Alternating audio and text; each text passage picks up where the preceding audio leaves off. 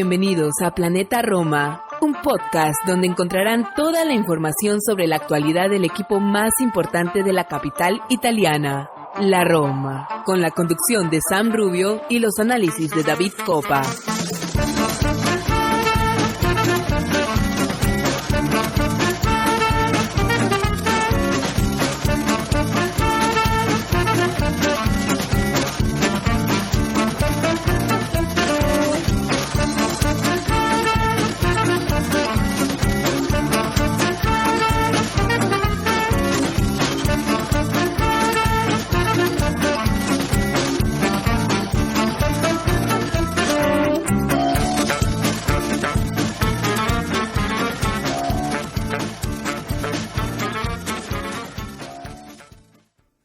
Hola a todos, soy Santi Boys y este es un nuevo programa de Planeta Roma, el número 196. Hoy, a pocas horas de que nuestro equipo se deje la vida sobre el terreno de juego del Puskás Arena de Budapest, tengo la suerte de poder compartir un pequeño espacio de tiempo con un periodista español residente en Italia. Y gracias a ello, podremos conocer de cerca el cómo y el por qué avanzan diferentes cuestiones que tocan muy de cerca a nuestra querida Roma. No obstante, antes de ello, creo que merece la pena que redondeemos el último programa protagonizado por David Copa con 4 pinceladas más de la final que enfrenta a Sevilla y Roma. Espero que ya tengáis puesta la maglia giallorosa.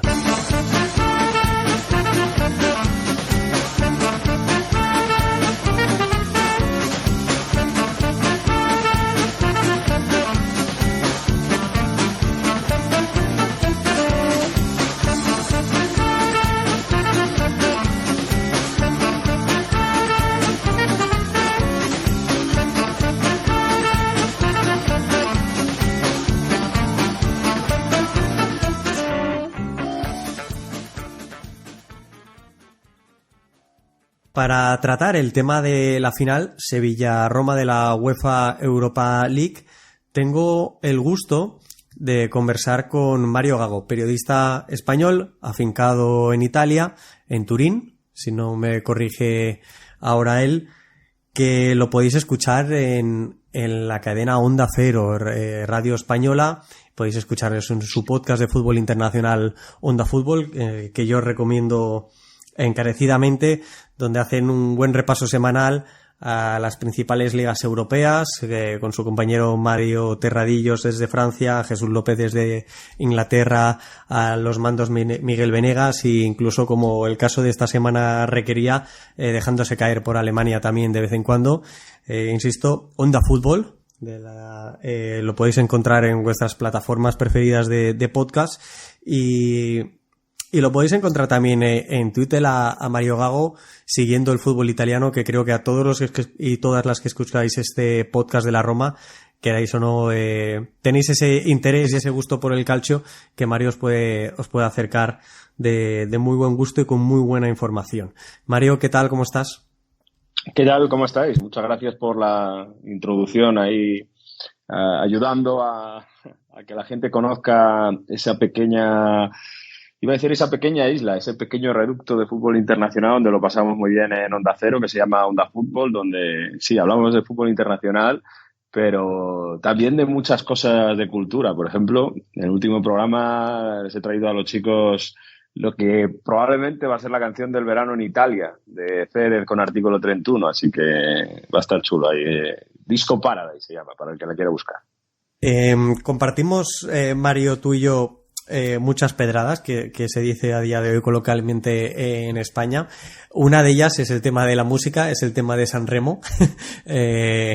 Y es cierto que Mario, en su programa de Onda Fútbol, también nos acerca a todas las novedades musicales italianas, y las semanas anteriores y posteriores a San Remo son semanas intensas. A tus compañeros los llevas algo fritos con este tema, sobre todo a Jesús López, se queja de vez en cuando de ello, pero yo lo celebro. Música leyera siempre. Está muy guay San Remo. Sí. A ver, es una cosa de que tienes que vivir en Italia para entender la repercusión que hay, pero es una semana entera de martes a sábado de un programa todos los días como para elegir la canción que luego va a ir a Eurovisión, pero tiene mucha más repercusión que Eurovisión. Por eso ya es todos los días, cantan todos los cantantes hasta 2-3 veces, hacen noche de cover, todos los personajes con influencia en la televisión italiana pasan por la RAI esta semana y de ahí salen luego los temas que acaban sonando prácticamente todo el año. Entonces, bueno, esa semana está todo el mundo delante de la televisión y yo lo que intento también extrapolar, ¿no? Que está muy guay, es algo muy, muy típico italiano y mola contarlo también, claro. Sí, yo cuando viví en Italia recuerdo el impacto que me generó que todo el mundo estaba pendiente de Sanremo durante esa semana y sí, es conocer cultura italiana, ¿no? Y te doy las gracias también por acercárnosla. Aquellos que tenemos la nostalgia de haberla vivido de cerca y los que no tienen esa suerte, pues aprenderla igualmente. Nos metemos ya en modo fútbol, en modo final de UEFA Europa League. Mario, segunda final consecutiva europea para la Roma de Mourinho, que si bien es cierto que en competición doméstica, en Serie A, no viene pasando un muy buen momento, es evidente que ha rendido muy bien en eliminatorias. Creo que Mourinho imprime su sello aquí en este sentido, y también es cierto que Mou cuenta con una estadística que es que ha ganado todas sus competiciones, todas sus finales europeas, salvo la de Supercopas europeas, pero todas aquellas que corresponden a Copa UEFA, Europa League o Liga de Campeones, las ha ganado, sea con el Porto, sea con el Inter o sea con el United en último caso, y la Roma el año pasado en Tirana. No sé si eso se respira en Italia como un factor de confianza también de cara a esta final. Es que esa historia de Mourinho le hace ser un líder para la Roma y claro, los fans de la Roma ya desde el minuto 1 que llegó tenían plena confianza en dar ese carácter ganador que le faltaba al equipo, ¿no? De tener esa personalidad en los momentos difíciles, saber competir. Y lo ha hecho la Conference League el año pasado, en eliminatorias complicadas, lo ha hecho este año, por ejemplo, remontando al Salzburg en Europa League. Mourinho, como tú dices, ha ganado la Champions con el Porto y con el Inter, la Europa League con el Manchester United y con el Porto cuando era Copa de la UEFA todavía. Y luego, pues esa Conference, ¿no? Son 5 finales y estamos viendo un Mourinho en esta etapa de su carrera que es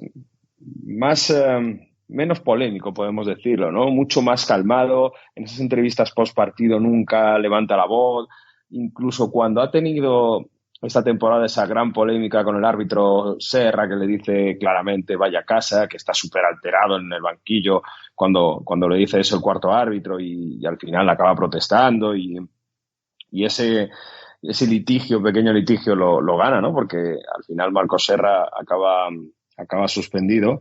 Pues incluso después de eso sale y explica las cosas de forma calmada y sin digamos, otras excentricidades que había tenido cuando estaba en el Real Madrid o cuando estaba en el Inter, ¿no? Hay que recordar cuando decía eso de 0 titoli en el Inter, cuando salió una vez con las manos como si estuviese esposado, o por ejemplo en el Manchester United cuando ganó en casa de la Juve y se puso con la mano en la oreja diciendo ¿qué pasa? Que siempre os gano, ¿no? Entonces es un Mourinho mucho más calmado y que sabe el amor que le tienen los aficionados de la Roma y les ha hecho cambiar a los jugadores con esa actitud de podéis creer en vosotros mismos, que hace pensar que aunque el Sevilla es gran, ¿cómo podemos decir, ¿no? Gran experto en este torneo porque ha ganado 6 Europa League, pues yo creo que al nivel de mentalidad Mourinho lo iguala. Ya no es el Sevilla agrandando su leyenda. La previa de esta gran final es el Sevilla contra Mourinho y sus finales ganadas. Entonces eso le da mucho en el plano psicológico para esta gran final para los giallorossi. Desde esa perspectiva, Mario, ¿se respira confianza en Italia? En Italia en general, se siente que más allá de, luego comentaremos el buen momento italiano en competiciones europeas, la gente va con la Roma. Italia apoya a la Roma y se siente, no te voy a decir favorito, pero sí con opciones de levantar el título. No se sienten favoritos. Y en la previa, de hecho, Mourinho se hablaba, dice, la historia no juega, ¿no? Porque algunos le decían que si el Sevilla era favorito por esa historia que os decía antes de las 6 Europa League conseguidas. Y la última, además, contra un Inter que por plantilla era mejor, con Antonio Conte en el banquillo incluso. Pero a nivel de tifo, quitando i Laziali obviamente, Italia sí que quiere que le vaya bien a la Roma, porque además se pondría tener 5 equipos italianos en Champions la próxima temporada. A nivel de ingresos, el campeonato mejoraría y daría posibilidades también de mejorar la plantilla de la Roma, con lo cual generaría incluso más traspasos y posibles movimientos de mercado. Yo no diría que ve en favorito tampoco la Roma, pero se ve como una final de verdad muy igualada, donde pues si las cosas que ha preparado Mourinho, donde si Dybala los minutos que está hace valer su talento y, por ejemplo, jugadores como Spinazzola al final se mejoran y pueden ser claves por banda como lo han sido durante años, vemos la mejor versión de Abraham, al final sale una defensa rocosa como lo ha hecho en Conference, donde creo que solo han recibido 3 goles en las eliminatorias directas en la fase final de la competición. Pues bueno, si esas cosas salen, se puede anular un Sevilla, que este año sí, es verdad, tiene una gran plantilla, pero si en el cuerpo a cuerpo puede caer la balanza a cualquier lado. La gente tiene muchísima confianza y además, de hecho, bueno, los fans de la Roma van a ser mayoría en Budapest en la final porque creen en ello. Siguiendo esa línea que mencionabas de un Mou más tranquilo, y mencionabas también a Spinazzola, mencionabas también a Dybala, el técnico portugués en rueda de prensa, creo que es un experto también en esconder las cartas, en meter presión a sus rivales. Creo que así lo ha evidenciado durante toda su trayectoria deportiva en los banquillos. En este caso menciona que Dybala sí, pero no. Como mínimo, viaja. Es evidente. Y es evidente también que ha tenido muchos problemas Dybala a nivel físico en este último tramo de la temporada, probablemente ocasionados por la entrada de José Palomino en el partido disputado en Bérgamo. Pero son las bajas uno de los factores más claves para decantar la balanza en esta final. Ha dicho, concretamente Mourinho dice que está para 20-30 minutos Paulo Dybala. Puede ser pretáctica o no. La verdad es que lo que sabemos es que ha entrenado 2 veces con el grupo. En el día lunes y en el día martes. El fin de semana, además, cuando ha habido pequeños entrenamientos, ha estado aparte. Y es verdad que no está al 100%. Por tanto, pensar que puede ser titular, es verdad que salga titular Dybala o que salga el Shaarawy cambia mucho. Ya solo yo creo que por cómo se dispondrá la defensa del Sevilla, ¿no? Porque saben que Dybala es un gran asistente y que tiene esa capacidad para lanzar balones a la espalda de la defensa del Sevilla, que aunque tiene Bade Agudo en buen momento, pues no es una defensa que se caracteriza por la velocidad. De hecho, yo creo que por ahí va a apuntar Mourinho, ¿no? Con la gran velocidad del Shaarawy si juega como parece y con Pellegrini y Abraham, ¿no? Para atacar el espacio. Yo lo que puede condicionar más, tanto como las bajas, es el nivel de la línea defensiva atrás, a ver cómo está Ibáñez, si tiene que jugar Llorente. Yo creo que ahí puede ser la clave, ¿no? Porque si antes el nivel defensivo de la Roma este año en Europa se ha sido fundamental, basta ver el partido contra la Real Sociedad, por ejemplo, donde, bueno, pues aunque el rival tenía más posesión, tenía más argumentos futbolísticos para crear ocasiones de gol, pues la Roma se acabó imponiendo utilizando sus armas. Entonces yo creo que en esa eliminatoria es donde Mourinho ha sacado más cortes o donde ha preparado más cosas para la final de Budapest. Ahí va a estar más la final que en cuanto bajas o nivel futbolístico, sobre todo porque el Sevilla tiene a todo el mundo disponible también, aunque bueno, hay gente que no está en la lista UEFA, ¿no? Y no va a poder competir. Pero bueno, si van a tener ahí a Lamela a Nesiri, por supuesto, y al final pues va a tener un equipo muy, muy competitivo también. O sea que en una final van a ser, y sobre todo esta que parece que va a ser muy igualado, va a ser los detalles lo que lo va a decidir. Yo creo que será un partido muy igualado.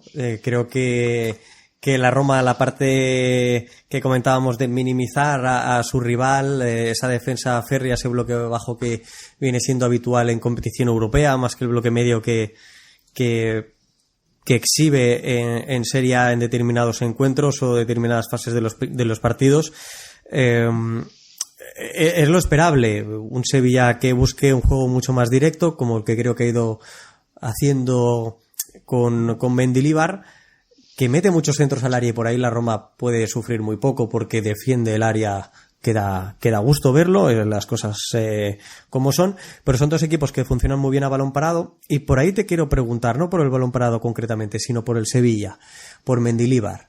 Mendilibar dirigió prácticamente 4 temporadas a tu Valladolid, no sé si me expreso bien con el posesivo, pero no sé qué recuerdo tienes de un Mendilibar en Valladolid, o qué sensación te genera, porque sí que le ha dado la vuelta como un calcetín a este Sevilla, que está mucho más cerca del descenso que de la parte alta de la tabla en la Liga Española. Acaba la temporada cerca de competición europea. Es cierto que la temporada puede ser tildada de fracaso, sobre todo si no levanta, o básicamente si no levanta el título europeo, pero Mendilibar es otro tipo de técnico, muy distinto a Mourinho. Es un técnico muy campechano, muy normal, que dice las cosas como son, como las piensa en ruedas de prensa, intenso como Mourinho, eso sí que es cierto, pero es una alegría también encontrar a Mendilibar desde la perspectiva española, un técnico forjado en equipos de menor nivel, ahora en su primera oportunidad europea llegar a una final europea. No sé qué opinión te merece Mendilibar en este caso y el Sevilla. A primera vista, cuando Mendilibar llegaba a Sevilla, había muchas incógnitas, porque Mendilibar siempre ha estado acostumbrado a equipos donde tienen que luchar por la salvación, ¿no? Con jugadores de menor calidad y digamos, no tener que gestionar a campeones del mundo, que quizá pueden tener un ego mayor. Sin embargo, Mendilibar ha hecho, pues yo creo que como entrenador inteligente, lo que tenía que hacer. Decir 4 o 5 órdenes tácticas sencillas, que contrarresta mucho con lo que Sampaoli lo tenía en el equipo. Todo el mundo se acuerda de ese papel mareando a Acuña, donde tenían que ponerse, que no se enteraban prácticamente de lo que tenían que hacer. Les tenía mareados a los jugadores en el plano táctico. Mendilibar les ha dicho 3-4 cosas, y sobre todo les ha dado bastante libertad para exponer su técnica y su habilidad, que al final permite que gente como Suso haga un golazo contra la Juventus y salve la eliminatoria, esa de semifinales en la vuelta, que lleva el partido a la prórroga. Y desde el punto de vista, eso desde el punto de vista táctico y gestión, ¿no? de preparación del partido, pero mientras desde el punto de vista de más mental, ¿no? Menos de entrenador y sí de gestión de grupo, de gente, creo que es también una persona bastante líder como es Mourinho. Lo que pasa es que lo hace de diferente manera. Es mucho más pesado Mendilibar y es mucho más exigente y menos permisivo incluso con determinadas actuaciones. En España ha tenido mucha repercusión que las broncas que ha tenido el Sevilla, incluso en el último partido contra Real Madrid y anteriormente, bueno, pues ha azuzado públicamente a los futbolistas por decir que no puede ser, que tienen que protestar tanto y que hacen entradas demasiado duras, que salen del partido, ¿no? Eso otro tipo de entrenadores no lo harían. Él es muy claro, como decías, tiene una comunicación muy directa. En Valladolid, desde donde soy, por eso decías mi Valladolid, ¿no? Que yo le he seguido cuando seguía al Valladolid, pues al final acabó cansando tanto a los futbolistas de lo exigente que es desde el punto de vista de estar activo, no de decirle demasiadas cosas tácticas, sino de mantener la moral alta, ¿no? Con toda la distancia del mundo, para compararlo con Conte, ¿no? Que es un entrenador que está muy encima Conte mucho más, porque mira la alimentación, la llegada, el peso. Mendilibar es uno que está también bastante encima, pero desde el punto de vista que quiere que vea a los jugadores que no salen a caminar al campo. Entonces, por eso es muy interesante esta final también, porque son dos entrenadores con la cabeza dura, ¿no? Como se dice en España. Son dos entrenadores que tienen un librillo muy particular, que suele funcionar, y lo bonito también es que Mendilibar, un entrenador que nunca había tenido la oportunidad de entrenar en Europa, juega 2 eliminatorias contra 2 grandes, como son Manchester United y Juventus, las gana, la del United de forma clamorosa, porque en el descanso de Old Trafford estaba perdiendo 2-0 y no se entiende casi cómo logran empatar a 2, que es la clave para luego volver, para que luego en el partido en el Sánchez-Pizjuán acaba ganando el Sevilla. Y es lo bonito del fútbol, ¿no? Que incluso ya tan mayor, desde el 94 creo que está entrenando en el nivel profesional, pues le llega casi 30 años después la oportunidad de una final de Europa League cuando no se lo esperaba.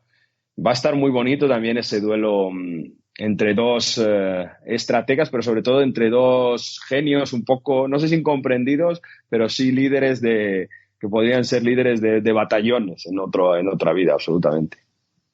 Final muy reñida y muy bonita la que nos espera mañana en Budapest. La dejamos aquí y aprovechando que tenemos a Mario con nosotros en Planeta Roma, pues quería comentarte, Mario, un par de cositas más, que nos traslades tu visión desde el país transalpino. Ahora mencionábamos y hablábamos de los entrenadores, 2 entrenadores veteranos, 2 entrenadores distintos en cuanto a palmarés, y eso me lleva a hablarte de uno, o a mencionarte a uno, que es Luciano Spalletti, campeón este año de la Serie A, gana un título doméstico después de muchísimas temporadas entrenando, y me sirve para introducir un poco cómo se vive ese momento, ¿no? Para preguntarte cómo se está viviendo el momento actual en Italia, en el que tenemos a un Inter en la final de la Liga de Campeones, la Roma en la final de la Europa League y la Fiorentina en la final de la Conference League. Ancelotti haciendo buen papel en Madrid, De Chervi dejando enamorados, como dejó a todos los aficionados del calcio con el Sassuolo, lo hizo luego con el Shakhtar y ahora lo está haciendo con el Brighton. Spalletti levantando una Serie A, tatuándosela en el brazo también, después de tantos años de entrenamiento. Un Simone Inzaghi que creo que no goza de tanta buena fama o tanta valoración, pero al fin y al cabo, tanto con la Lazio como con el Inter, está levantando títulos, está tocando metal. ¿Cuál es el momento del calcio italiano a nivel club, a nivel entrenadores? ¿Cómo se vive desde Italia? Se vive una oportunidad que sea un punto de inflexión para mejorar después de una década de mucho sufrimiento, sobre todo con los equipos de Milán fuera de Europa, catástrofes, el Inter eliminado perdiendo contra el Apoel Beersheva de Israel, el Milan también quedándose fuera de muchos años fuera de Europa, perdiendo equipos italianos en fase de grupos.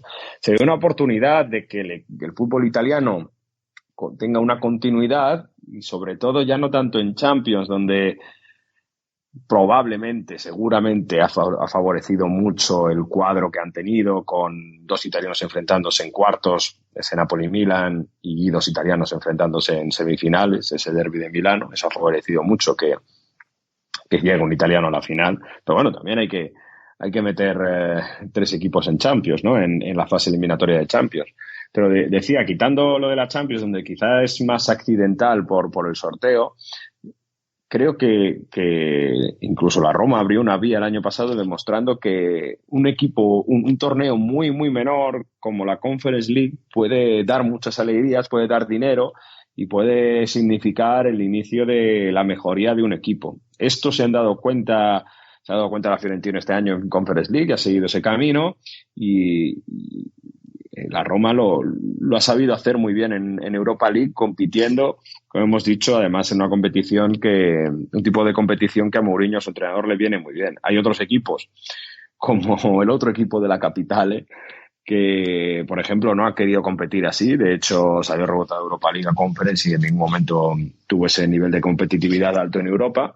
Pero lo que se está analizando estas semanas en Italia, periodistas, aficionados, es que es el camino correcto porque te lleva a ganar más dinero, a tener mejores jugadores en el futuro y a crecer, a hacer crecer un proyecto, dar importancia a esas segundas competiciones europeas que probablemente no se había dado en toda la década anterior. Y además se ha logrado ser competitivo con equipos con mucho menos poder adquisitivo que los ingleses, por ejemplo. Y eso se ha hecho, pues, como decimos, siendo inteligente a la hora de competir, programando la temporada futbolística donde esos partidos de liga, a lo mejor la semana anterior o siguiente, tiene un poco menos de peso. De hecho, Roma y Fiorentina no están luchando, no han podido meterse a luchar por Champions, ¿no? Y el desgaste de la Roma en la clasificación de Serie A se ha podido ver seguramente por estar centrado en la competición europea, y es algo que Mourinho ha dicho durante toda la temporada, que si tuviera una plantilla mejor, pues podría tener más frentes hambrientos. El propio Sarri lo ha dicho, que si estamos segundos en la Serie A, si pudiera competir con todo, pues hubiese hecho mejor camino en Europa. Entonces, como esto va de priorizar, al final la Roma puede ganar un título este miércoles, puede ganar mucho más dinero que sus rivales dando valor a la Europa League,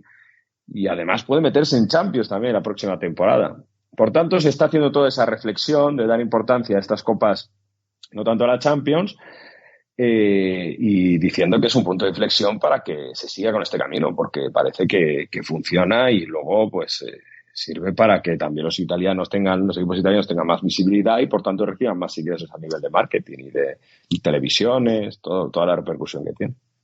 Uno de los ingresos más importantes a día de hoy en los clubes, en todo el mundo, en toda Europa, son los ingresos por match day. Son los ingresos que te genera un estadio de fútbol propio. Un estadio de fútbol propio que en Italia tiene la Udinese, tiene la Juventus, tiene el Frosinone, tiene el Atalanta, pero poco más, o nada más. Uno de los que lleva años intentándolo es la Roma, con los anteriores propietarios haciéndose esto como la maratón más larga recorrida en cualquier edición de los Juegos Olímpicos. Ahora la actual propiedad de los Friedkin está avanzando mucho más en ello. Se espera que para el año del centenario pueda estar presente este nuevo estadio. ¿Por qué la burocracia italiana es tan tediosa para estas cosas? ¿Por qué cuesta tanto salir de los estadios comunales, la mayoría de ellos creados o fabricados, construidos para el Mundial del 90 y poco más? Porque poco más, o sea, hay muchos estadios así que se caen a cachos. Tenemos muchos proyectos en marcha, como el de la Fiorentina con el Artemio Franchi, como el de Milán con un nuevo estadio en el barrio de San Siro, que caen, se derrumban los proyectos, vuelven a lanzarse nuevos. ¿Cómo podemos entender desde lejos toda esta situación desde un punto de vista burocrático? El problema es que en Italia la burocracia, voy a intentar usar una palabra que no sea fuerte, pero es complicada. Es muy difícil gestionar con la política, siendo estadios públicos. Es muy difícil gestionar los clubes ese nivel de inversión y poder tener un territorio para poder crear el estadio y sobre todo tener ayudas, ¿no? También a cierto nivel público, porque al final un estadio de fútbol ayuda mucho a toda la zona donde se construye y cambia radicalmente el barrio de una ciudad. Aquí hay casos particulares como el de la Roma, donde encima es una ciudad dificilísima de gobernar, donde se ha cambiado de signo también político, donde a algunos les interesa que se haga en un territorio o no, donde se dan licencias, no se dan licencias, donde el ayuntamiento quiere dar dinero o no quiere dar dinero. En Milán con San Siro, que primero dicen sí, lo remodelamos, pero ojo que son los Juegos Olímpicos de invierno Milano-Cortina y queremos que San Siro sea el sitio donde se hace la inauguración, así que hasta ese día nada. Luego salen algunos políticos que para también hacerse notar dicen no, pero es que San Siro no se puede derruir porque es una obra de arte, tiene un valor histórico y por tanto lo han declarado valor histórico y por tanto San Siro no se puede abatir y crear un estadio nuevo. Como alternativa se va al Milan y dice, bueno, lo hacemos en la Maula, un pequeño pueblo alrededor, la primera cintura de Milán. Y claro, ahí dicen, pero ¿cómo sabes jugar el Milán fuera de Milano, ¿no? Son todo impedimentos por un tema político, por un tema de gestión, que cualquiera que haya vivido en Italia, Santi, pues sabe que incluso para hacer el trámite más sencillo, pues es muy complicado. Italia tiene esas cosas, que es un país con mucha riqueza cultural increíble, una forma también, tiene una riqueza de muchas empresas que gestionan, ganan mucho dinero, en el caso de la automoción, por ejemplo, ¿no? Con la Ferrari, o sea, tienen muchos sitios abiertos, son un país que sabe aprovechar sus recursos fantásticos y sabe vender muy bien, pero tiene este gran debe de que tiene un problema con la administración a todos los niveles que complica todo muchísimo. Pero es que el trámite más sencillo que la gente que nos esté escuchando pueda pensar, renovar un documento de identidad, conseguir la residencia oficialmente en el país italiano, hacer la declaración de impuestos, la declaración de la renta, es una odisea. O sea, todo tiene unos pasos y una forma de actuar que es complicada. Si esto lo extrapolamos a grandes proyectos donde hay muchos intereses políticos, pues este es el problema. O tienes mucho poder dentro de la ciudad donde está tu equipo, por ejemplo, la Juventus, y consigues rápidamente una cesión de terreno y tú tienes la potestad de cambiar, tirar abajo tu estadio y hacerlo de nuevo, o es muy complicado. La Roma no ha tenido ese dinero para hacer el estadio solo, sin ayudas, y de comprar un terreno y de permitirse negociar fuera de la ciudad, y por tanto se está peleando con el ayuntamiento. El mismo caso de Milán. Claro que en ciudades donde hay solo un equipo, como Florencia, es mucho más sencillo. En Florencia, la Fiorentina también han dejado un terreno un poco más barato y por eso están haciendo su nuevo estadio. Ese sí que está en construcción. El mismo caso de Udine con el Dacia Arena, donde incluso hay una marca externa que pone dinero. Bueno, digamos que en ciudades donde hay dos equipos está complicado, pero, por ejemplo, el Napoli también está teniendo ahora problemas porque está intentando proyectar un nuevo estadio. El Maradona, arquitectónicamente, tiene mucho que mejorar y ya están discutiendo de Laurentiis y el alcalde, y ya se está hablando de también sacarlo fuera de la ciudad. Entonces, ese lío político donde la burocracia, como decíamos, es muy complicada de gestionar por los presidentes de los clubes, y luego que tampoco hay un dinero extraordinario para hacer, bueno, yo me construyo todo el estadio, tú dame un terreno y me las arreglo yo. No, en Italia no pasa así, y tampoco hay un fondo de inversión CVC que haya entrado con tanto dinero para que los clubes puedan hacerlo, y por eso estamos en la que estamos, que es un poco... Es que no quiero decir un desastre, pero es que en ese sentido pues la comunicación entre clubes, ayuntamientos, políticos y demás es casi eso, sí. Mario, dos cositas rápidas para acabar nuestra charla. La primera de ellas, la Roma a día de hoy está gozando de buena salud futbolística de varios de los integrantes de la plantilla. Hago referencia a Eduardo Bove, por ejemplo, que en las últimas semanas ha tenido muchos minutos, mucho protagonismo. El gol que define la eliminatoria en la semifinal contra el Bayer Leverkusen es del joven italiano en el Olímpico de Roma. Pero Bove estuvo a punto de salir cedido del club, o se rumoreó fuertemente sobre ello. El caso también del capitano actual, Pellegrini, teniendo que marcharse al Sassuolo y después volver. Uno de los nombres protagonistas de los últimos tiempos en Roma es el de Davide Fratesi, canterano también de la Roma, a día de hoy con ficha en el Sassuolo, y que se exige desde Reggio Emilia un dineral absurdo por Davide Fratesi. O, por ejemplo, uno de los jugadores pilares básicos de este equipo, como es Brian Cristante, canterano del Milan, pero que pasó por varios equipos y dio bastantes vueltas antes de consagrarse como un jugador importante en la Serie A en su última temporada en la Atalanta y desde entonces en la Roma. Yo tengo la sensación de que hay un salto intermedio que se está quedando por el camino, y ese salto intermedio que permita al jugador acabarse de desarrollar en un ambiente o una competición mucho más competitiva, mucho más profesionalizada que no la competición primavera propiamente.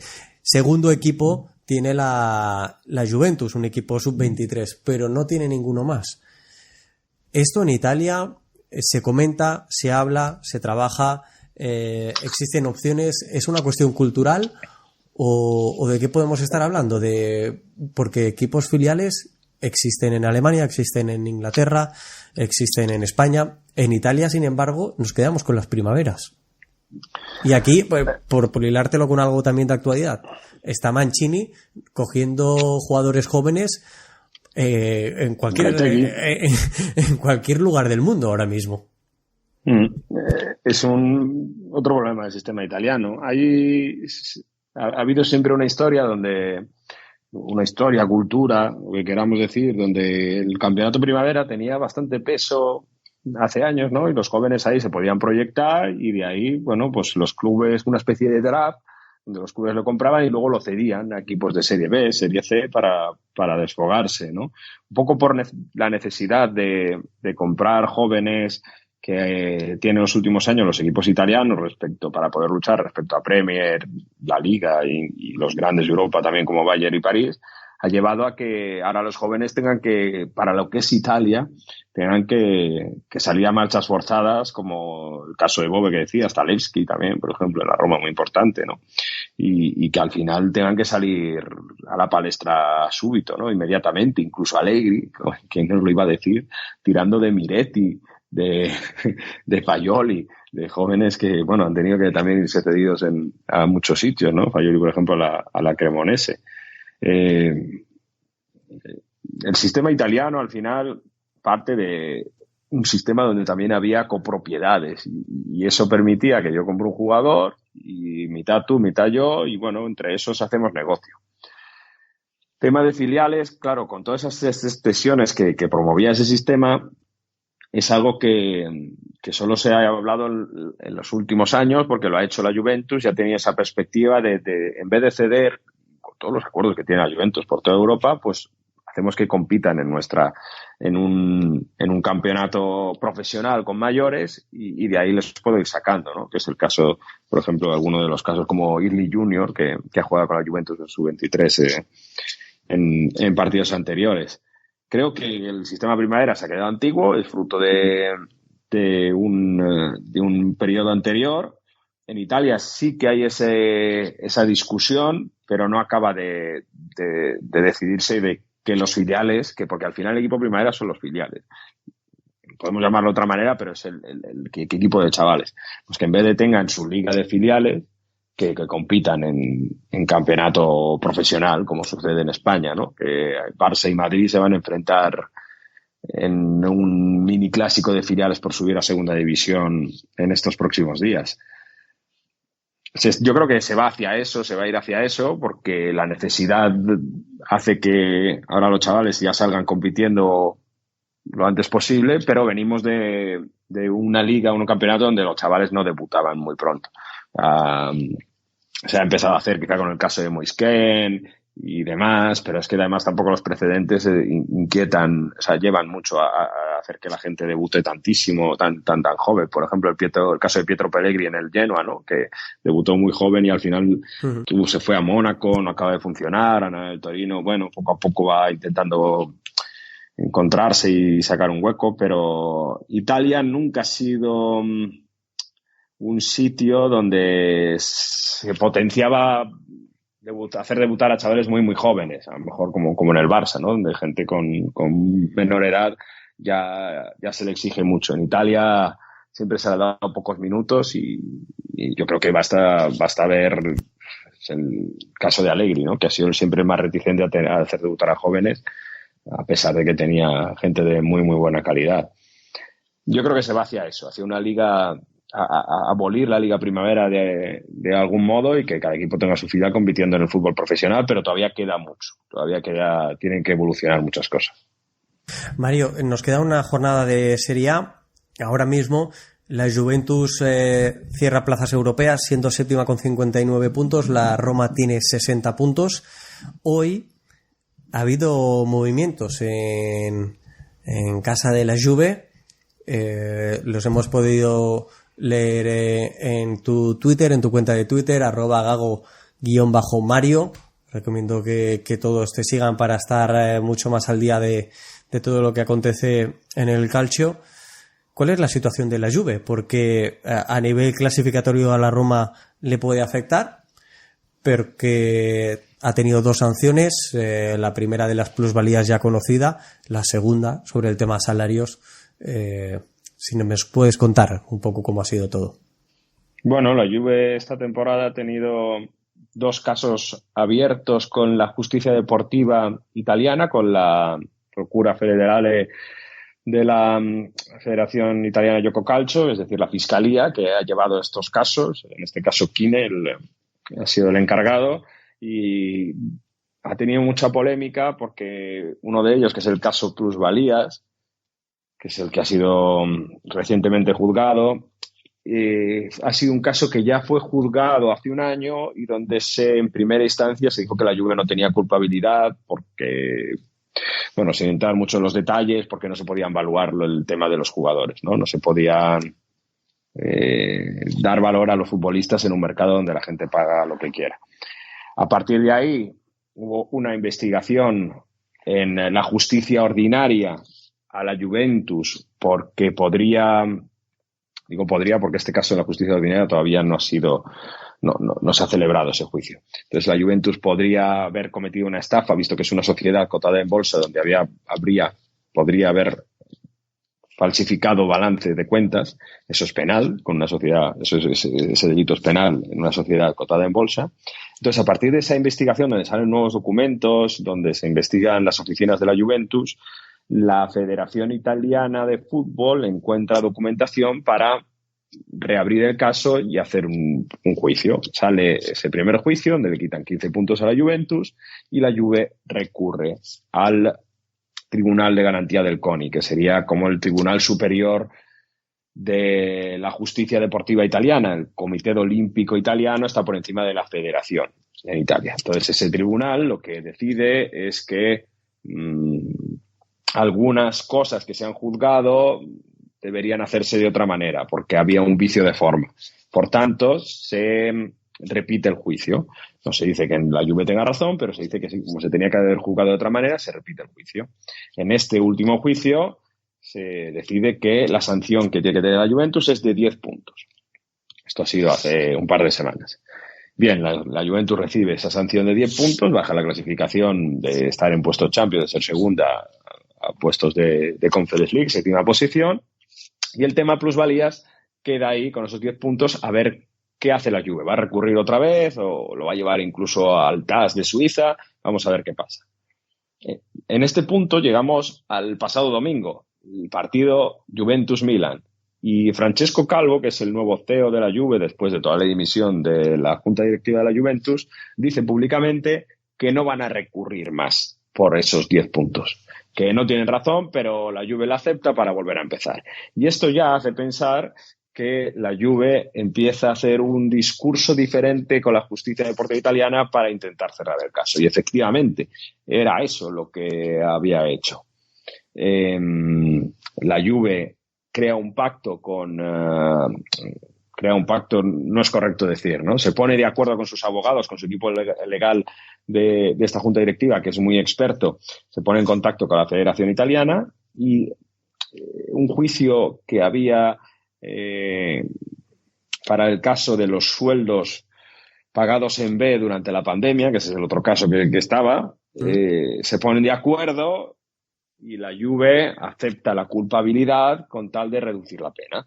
Es decir, acepta que ha habido un ilícito, pero que intentan ponerse de acuerdo para evitar que el proceso se alargue. La Federación le pone un condicionante, sobre todo, es que no haga más recursos del caso de las plusvalías y que, acepte la multa que se le ponga. La Juve lo acepta y esto es lo que ha pasado en el día de hoy. El caso sueldos que es un caso que sale a través de esa justicia ordinaria que digo, donde había documentos que desvelaban que la Juve había pagado en negro sueldos que en teoría se habían perdonado durante la pandemia a la plantilla, había conversaciones de WhatsApp incluso y todo esto, bueno, pues con ese acuerdo lleva a que la Juve reciba una sanción de 718.000 euros, pero ninguna sanción deportiva. Es decir, la Juve no va a tener más sanción de puntos esta temporada. Y por tanto, la clasificación ya se va a quedar como está. La Juve ya habría pagado a nivel deportivo por el caso plusvalías, de valorar a futbolistas mucho más de lo que tendría, acordarse con otros clubes para intercambiarse de cromos, etcétera, etcétera, y por el caso sueldos, pagar sueldos en B que en teoría se habían perdonado de forma oficial por la pandemia. Vale, esto de justicia italiana, como digo, todavía queda la justicia ordinaria, eso le va a afectar a dirigentes y todas las personas que han decidido esas maniobras, Fabio Paratici, etcétera, etcétera. Por cierto, el que no ha pactado con la justicia italiana es Agnelli, que también con la justicia deportiva italiana es Agnelli, que sí que puede ser multado por inhabilitación deportiva más meses. Queda el tema de la UEFA. La UEFA en junio va a dirimir, va a decidir si la Juve, por todos estos problemas que ha hecho, ha violado el fair play financiero, ha hecho balance de cuentas bastante grave y decide dejarles fuera de competiciones europeas la próxima temporada. Es algo que no parece que va a ocurrir, pero todavía está. Es decir, si la Juve al final gana el partido o acaba séptima en Conference League, es posible que no pueda ir porque la UEFA les sanciona. Esto se sabrá a finales de junio. Y ahí tenemos a una gran parte de la ciudad de Torino, todos los que visten de granata, pues expectantes, ¿no? ante esta situación. Mario Gago, vuelvo a recordarlo, @Gago_Mario en Twitter. Es obligatorio hacerle follow a alguno de Mario, periodista residente en Turín, en Italia, periodista de Onda Cero. Lo podéis escuchar, programa de fútbol internacional, Onda Fútbol. Mario, mil gracias por la charla que hemos tenido, por tu tiempo. Y en este caso a mí solo me queda que desear que la Roma haga un buen partido mañana en Budapest y se lleve el título para la capital italiana. Muchas gracias, Mario. Gracias a vosotros, gracias por la publi de nuevo y a disfrutar de la final. Yo creo que va a estar muy divertida, así que gane el mejor y a disfrutar del fútbol, que seguro que, como digo, va a estar muy entretenido. Un abrazo. Espero que hayáis disfrutado de la charla con Mario tanto como lo he podido hacer yo. Si así ha sido, no dudéis en apoyar el proyecto de Planeta Roma con un like, con una suscripción, con un comentario en las plataformas donde escuchéis el podcast o en Twitter. Ahora solo nos queda animar a nuestro equipo, a nuestra Roma, desde el sofá de casa, desde la silla del bar, desde el lugar en el que os encontréis. Nuestros jugadores nos necesitan y debemos hacerle llegar nuestra fuerza. Dagli Giallorossi, dagli Roma.